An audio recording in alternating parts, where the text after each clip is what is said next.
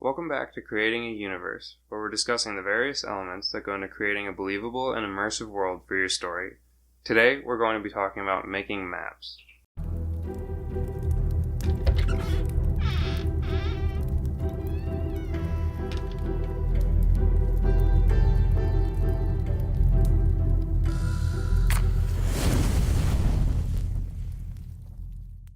Locations and the route of your character's journey. That's going to be so hard to say. Why is this all one sentence? Maps are not essential for every story, but if you're writing about a large-scale adventure or your characters do a lot of traveling, a map can be a great visual aid to help you understand your locations and the route of your character's journey. That was so much easier than I thought it was going to be. A quick simplistic example would be if your characters went north, then east, then south, then west, then north again, they would likely end up somewhere around where they started. But if you then say that they ended up in a totally different land, some of your more keen-eyed readers are going to catch this mistake, even if you don't. For me, a map came into play not actually trying to understand where my characters were going, but actually when I was trying to figure out how long it would take them to get there.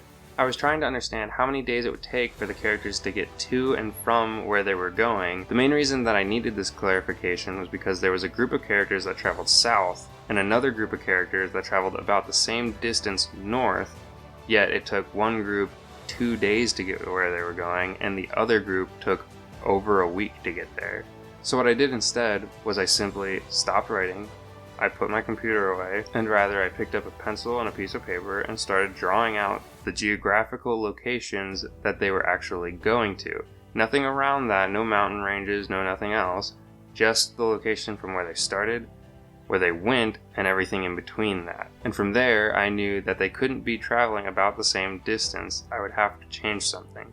So what I did instead was move the northern location slightly farther north, moving it away from where they originated, and did the same with the southern location, moving it just a bit north, closer to where they originated. Another way that this can be helpful is if you're trying to figure out dates and how long it would take someone to get from one location to another, would be if there was a forest in between them or maybe a swamp. It would certainly take someone significantly longer amount of time to get through a swamp, even if they knew the area, versus somebody who didn't know the area but was traveling down marked roads.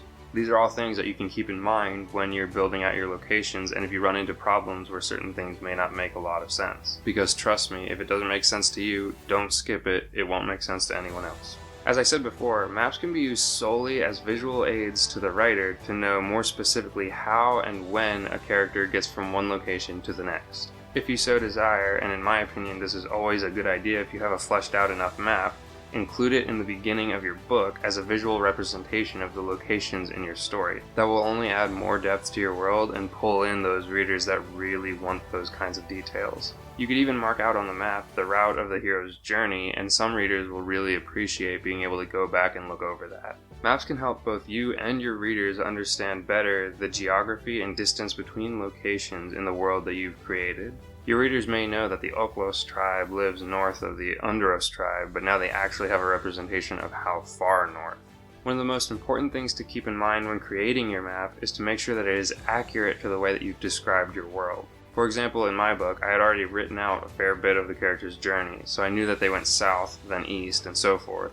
But I started to get locations and distance between locations confused. So I simply grabbed a notepad and began to draw out the journey thus far. A simple, small-scale map that could be used as a tool for me along the journey that is writing. This will add a sense of realism and believability in your world, and it'll also create a more engaging experience for your more picky readers that actively look for mistakes. If you think a map would benefit you or your story, but you're not really sure where to start, a good option would be the rice method.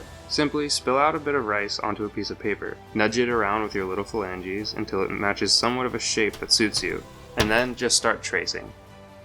Another key aspect of creating a map is to include important locations from your story. This means including cities, towns, landmarks, and other places that play a role in the story and in your character's development. By including these locations on your map, your readers will be able to follow along with your character's journey and better understand their relationship with the world around them. They may have wondered why your characters chose the path that led down the cursed valley rather than simply going around the mountain, but looking back at the map, they see just how big the mountain range actually is and know that it would be logistically a nightmare to travel around. This would justify your character's choice. All of this also applies to a modern-day city or a hulking sci-fi ship. You could map out all of the different streets and shops, or the maze-like rooms and corridors. Finally, it's important to remember that maps can be used as important world-building tools. You can use them to brainstorm new locations and plot ideas, and make sure that you're keeping your story consistent. Maybe a point in your character's journey is a bit stale and needs a little bit more detail, but after drawing out your map, you realize that they're close to a giant river or a legendary mountain range far off in the distance, and they could stop to admire it, or say something about an old legend that happened there. Maybe there's a character in the group that never gets to travel much, and they mention how they never thought that they'd be fortunate enough to see such a sight.